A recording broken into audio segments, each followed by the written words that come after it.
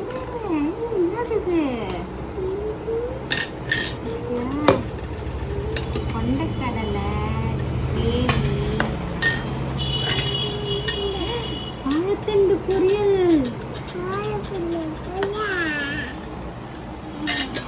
அடுத்தது பார்த்தியா நாட்டுக்கோழி கிரேவி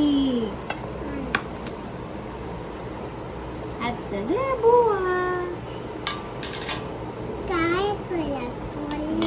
இது கேரட் கிடையாது வெண்டைக்காய் பொரியல் இது நம்ம ஓப்பன் பண்ணவே இல்லையே கீரை